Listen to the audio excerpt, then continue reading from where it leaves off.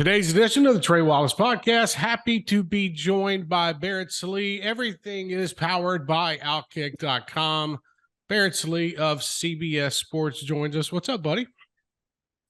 Oh, just getting through transfer portal palooza, bowl games. It's funny, Trey. I don't know if you feel this way, but I've noticed this for a while now. The offseason in college football is so much crazier because there's no structure to it. Like there's not like a pattern like there is during game week. I mean, it's been crazy the last couple of days. It hasn't stopped, and that's the wild part about it. I mean, we were sitting in Atlanta on Saturday afternoon and watching Georgia demolish LSU, and we knew what was coming on Monday. And I don't think we expected it to be as we knew it was going to be crazy in a sense of there's going to be a lot of people testing the waters. But man, what we are seeing in the transfer portal, Barrett, it is setting up for the future. And there's a lot of kids that are going to be looking for homes after January, I think, that aren't going to have a spot. Yeah, over 1,000 kids in the portal as of this morning. I kind of thought there would be a small group that, just put their name in just every single year, which, I mean, look, I get it. It makes sense. You're going to improve or you're going to have issues. And so you want to find different spots after every season. And, I understand that, but I mean, it is just nonstop. The names that get put in there. I think that coaches and even players that are not putting their names in the portal probably did not expect the wild, wild west to be this wild. And the fact that you're getting so much booster money, collective money put in, the NCAA has got to be throwing their hands up in Indianapolis like, what do we do? What do we do? Because you're not supposed to recruit with NIL inducements. I guarantee you all of these kids are being recruited with NIL inducements. So it is a bizarre time. There's no doubt. Yeah, the one thing that stood out to me is I was talking with Dan Mullen last week about this, and he brought this up that players are going to go into the coach's office or contact the local collective and be like, hey, guys, this is what I did for y'all last season. Look at my stats. Yep. What are you going to do to keep me here when it comes to an NIL deal where I'm not testing the waters? How, in your opinion, how big of a deal is that to keep your current roster happy, knowing that you've got to go out and spend money, let's be honest, spend money to get players to come to your school? It's huge. It's huge. And I don't envy roster management on anybody. I've said for years, even when the transfer portal wasn't there and you saw some, grad transfers and waivers and all that stuff, that I don't envy roster management on anybody, even, rich men like coaches. I always said it's a rich men problem. Go figure it out. Well, not in regards to roster management. And you're right. You have to constantly recruit your own kids in addition to figuring out, where to go. And it's going to leave a lot of space for coaches to kind of look around and go, how do I fill out the rest of my roster? So yeah, it's difficult, and you do have to keep your roster happy. I do think though, Trey, and I don't know if you've thought about this, but it was something I was thinking about the other day, is that it has the transfer portal window, I think was necessary. It's crazy and wild or whatever, but it was necessary because it prevented players from leaving, at any time they wanted. So, the Kelly Bryant opt-out and after 4 games, that's not going to happen. You're going to have kids stick around for the entire season in the hopes of actually getting playing time or improving or winning a title or whatever. So I think there are some pluses and minuses. I think the one thing, though, that does stand out to me is that the structure has prevented mid-season departures, which in reality, I think is good for coaches, but then you have to have a massive staff, and it's really going to benefit the schools that have the massive support staff, because you can sit here and say, all right, player personnel department in the past was just kind of a cute little title you gave people just so you can give them money. Like, you have to have, I'm talking like 30 guys, 30 assistant coaches, non-field assistant coaches to manage what's going on right now. So player personnel departments, I think, are going to be even bigger than those in the NFL, because it's essentially free agency every season. There's no such thing as a long-term contract. Isn't it crazy? So I was talking with one person at a school who handles this type of stuff, and they said that they have got 3 guys sitting at a computer refreshing the transfer portal and just waiting to see who pops in. And if it's somebody that, so they have their positions that they need, and if when they refresh, they see a player pop up, they immediately send it to somebody else who brings up their game film and sees if it's worth it. Like Barrett, 4 years ago, 3 years ago, even 2 years ago, there was nothing like this. Like the game of college football has changed so much behind the scenes. I agree, bro. Like they're having to hire full staffs to handle the transfer portal now. Yeah, there is. I mean, absolutely. And I think it's so interesting because you see names that pop in that, you know, no one really thought were going to pop in. And like JT Daniels today, like what? JT Daniels, A, still has eligibility left, but B, I mean, he's gone all over the place, but there's going to be somewhere for him, you know? So you're right. I'm just surprised that you actually have to hit refresh on this. I mean, if you're a guy scouting the portal, why isn't it in a Google Doc where it just pops in automatically? That would make things a lot easier. But you know, the fact that you have to have so much tape. And I know there are services like Exos and things like that, you know, provide tape, but think about how many requests you're going to have to make for kids that you might not even know or not expect to enter the transfer portal. So you know, not only do you need guys monitoring the portal, go-betweens, conduits, and then, you know, coaches scouting the film, you've got to find people from an administrative standpoint to just get the video to begin with. I mean, it's pretty crazy right now. Well, and then let them look at it too. And it, you know, your opinion on this, because it's wild that we have gotten to a point now. And I'll use Tennessee as an example. 2 years ago, Tennessee handed in their NCAA. They fired Jeremy Pruitt. Yeah. Everything that was going on. And what I say to that too is the rules, the way that they were doing it was still illegal. Like nothing Jeremy Pruitt and they were, it was all illegal. It's still illegal today, what they were doing. So nothing really changed in that front. But isn't it crazy in your mind that we're sitting here and we're talking about the money figures and we're talking about negotiations going on with players, and some of these stars, and you know this, when they enter the portal, the phone calls that they're making, all right, how much are you guys offering?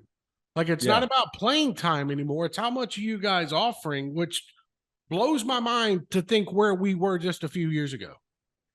It does. And I do think, though, you're right. It's crazy to think that above board, above the table, you're getting conversations like that. And air quote, you're not supposed to. Right. Due to rules that made by Indianapolis, but they can't do anything about it now.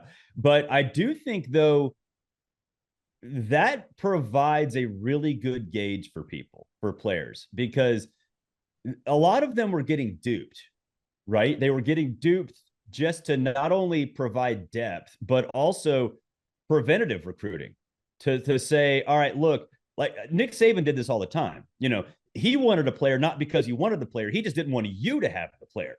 Bingo. And now that player can look around and say, all right, you're only going to offer me 50 G's? No, because I'm over here getting offered 250. That tells me that they value me more and that I'm not going to have a chance on your roster. So you can get information in a good way, in a healthy way.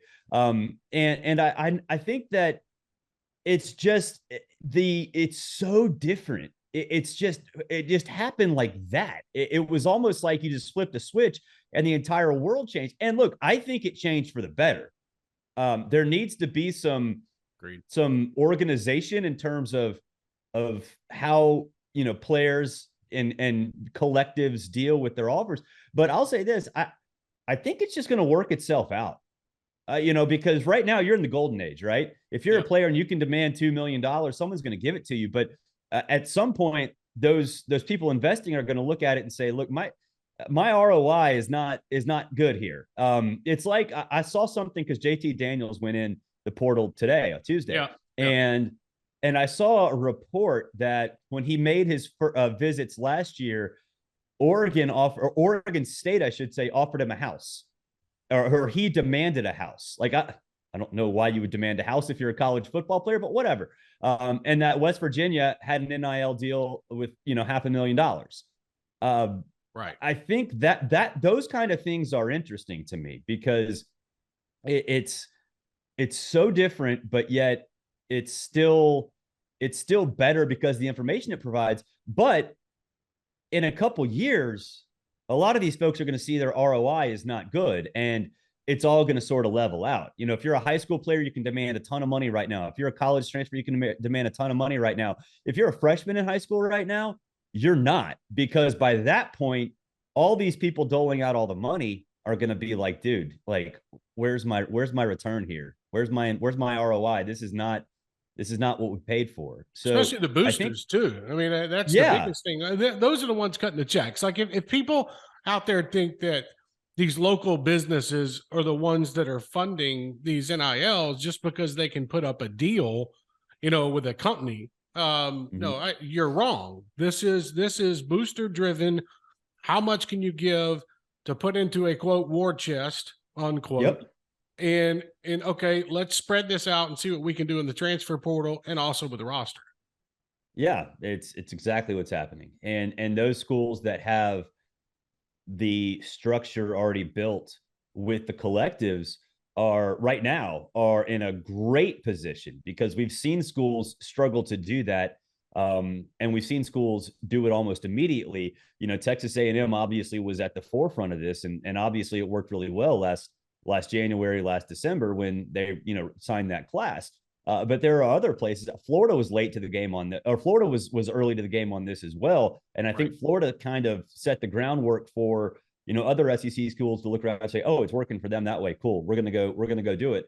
Georgia was actually behind the times a little bit with this. Auburn right now with Hugh Freeze, that's a reason they're going to get all these players, because Auburn was out front on this and actually what's funny is that the struggles of Brian Harsin actually brought more money into the NIL collective, because they're like, we got to get better, and we got to get better quickly. I mean, Hugh was shooting videos the night he got hired for the collective, So I mean, he knows what he's doing, and it's smart. And I'd imagine a part of his contract was that, hey, we're doing this amount of money with NIL to help out towards the future. So the whole thing is changing. It's going to get crazier. Like we've still got, 42 days, 43 days of transfer portal stuff. Like these kids are going to go home for a couple of days. They're going to hang out with the family, make some decisions about where we're going forward. So just getting started with the transfer portal, folks. I want to move on. Barrett, your thoughts on the Heisman Trophy finalists? I think it's a given with Caleb Williams, Max Duggan, CJ Stroud. Okay, yeah. The fourth one was interesting with Stetson, because, in my opinion, Stetson Bennett is a player that if you put on a different roster, I don't know if that team has as much success compared to what's going on at Georgia because of the players surrounding him. I love Stetson. I wrote about it Saturday night. I was like, this guy deserves to be at least in the Heisman Trophy conversation. And I mean, just getting invited, for what he's done. But you take a spot from a player like Hendon Hooker, who missed a game in one quarter, and put up probably one of the best moments in college football all year, and he had the numbers to back it up. I know there's an argument on both sides. Where do you land? Well, I think my vote, I kind of break it up. I break it up with video game stats as part of it, success that you've brought to your team in terms of the value, because you might be in a situation where you're the only option at quarterback or at running back or whatever, and that matters to me. And so it's subjective for the voter. And I can't reveal my vote because they'll literally send a hitman out to murder me exactly. if I reveal my vote. I don't want you dying today. We're good. Yeah, that would be that's one of my goals every day is to not let that happen. I have epilepsy. It's a felony if I drive right now. So felony, criminal negligence, and don't get killed by hitmen sent by the Heisman Trust. 2 goals every day. So far, and they will be New York mobsters, by the way. So go ahead. Oh yes, oh yes. But yeah, I mean, I think I get it with Stetson and I get it with Hooker. I think Hooker really was hurt by the fact that he, like you said, he was out for a game and a quarter and then didn't play last weekend. That shouldn't matter, but there are a lot of people that have votes that don't follow college football on an hour by hour basis, and in some cases don't even work in sports anymore. They're in PR. They used to be a writer, whatever. Right. So that I think is those are the reasons that Hendon Hooker didn't make it to New York. I think for Stetson, you can say it's a career achievement award for him, or at least that's why people voted for him. I would kind of push back on that and say his stats don't matter. His value does. And also he hasn't really had to play in third quarters and fourth quarters, that much. And if he played in the third quarter, it was just handoff. But also, I was there when they played Oregon. Obviously, we were both there at the SEC championship game. I think the difference for Georgia this year is the offense actually does run through him. Last year, it was run through basically the entire running back committee. Really from the get-go this year, it's all been Stetson, and they work off the success that he has, or if he doesn't have success, they tone it down, then gear down and just run the football. Right. I think that's part of it too. So, for Stetson, there are a lot of different factors that go into it. I think Hooker also got hurt by Max Duggan on championship weekend. Yep. I don't think Max Duggan would have gotten to New York had he not played his guts out against Kansas State. And everybody watched that game too. Even the people that, don't work in sports anymore, but still have votes, they all watched that game. So I think the real problem for Hooker was not Stetson, it was Max Duggan. And I'm not saying that was right or wrong to vote for Max Duggan. I think that the situation dictated it was sort of evolved in a way where Hendon kind of got screwed. Yeah, I mean, it happens. It sucks. It happens to Hendon, I guess, for some people and for him himself. But he'll rack up on awards, yes. Not Heisman Trophy named, and he'll go down in Tennessee history as a guy that brought them back from the dead. And here's the thing, though. Here's the thing. It doesn't matter because Caleb's winning. I mean, right, exactly. It's Caleb's winning the whole thing. Yeah, it's a wrap. Caleb's got it, and the other guys will get an invitation, and they'll sit in the crowd and they'll clap their hands and they'll talk about their schools and their career, and it'll be a wrap. So no, I tend to agree with you. I think you'll see other awards come out for different players, Hendon Hooker alike, and this will all move on Saturday night. Now, when the percentages come out, maybe Tennessee Twitter gets a little aggravated, but it is what it is. Well, isn't that always the case with Vol Twitter? They're kind of always it's always the case. Nothing. But I love Vol Twitter. Vol Twitter's great. Nothing. Okay, Barrett, you're just trying to be on the good side. I get it. No, I know. Hold on. Andy Staples and I were the only 2 people that defended Tennessee fans on Chiano Sunday. I'm just saying. Yes, I do remember that, and it was absolutely wild. No, and I agree. I think that they are very passionate, and Tennessee doing good this year. It was fun to see because of the way they played, and the way that Josh Heupel and them ran that offense. I think that was neat for them. It's crazy enough as it sounds. Now we look ahead to bowl season, and we've got the semifinals. In your opinion, were they trying to keep Ohio State and Michigan away from each other in the semifinal? They'll never admit it. I don't think they actually did. Yeah. I know they're not supposed to manufacture matchups, and I don't think they really – I believe them this year because – well, here's the thing. Do you want to avoid the rematch? or do you want to create the rematch? There you go. And have a month of Michigan-Ohio State talk? I think there are arguments for both sides. So because of that, I think those people in that room, some would say that's a good thing, some would say that's a bad thing. And for me, I would love Michigan-Ohio State talk for a full month. That'd be awesome. There are a lot of people that disagree, and that's fine. So I don't think they really tried to manufacture that matchup. And even if they did, there would have to be dissenting opinion. No, and I agree. I think, look, Michigan, Ohio State again. Goodness gracious, lock your kids up. We got ourselves a huge ball game. Are we, in your opinion, can we get to that point? Can Ohio State be that team in Atlanta? They're gonna travel well. I mentioned to you, like when I was walking to our seats, I was like, okay, there might be 3,000 LSU fans here. Ohio State fans are going to travel in droves to Atlanta. Mm-hmm. And it will not be. And there are a lot here already. There are a lot, and there won't already. be. It won't be the home. It won't be the home field environment. I do think it might be 60-40, something like that. Sure. So I ask you, take all that away. And I know we're a while away from this game, and I get that. But just looking at it right now, which game stands out to you more that maybe we see the closer game? Is it TCU-Michigan? Is it Ohio State-Georgia? It's Ohio State-Georgia. We had to give our early picks, and I said Ohio State's going to beat Georgia. Yeah, I think the getting healthy at running back is huge for them because when they played Michigan, they were essentially down to their third back. I think losing Jackson Smith and Jigba, I don't think that's a big deal because they hadn't been really with him all. He hadn't been with them all year.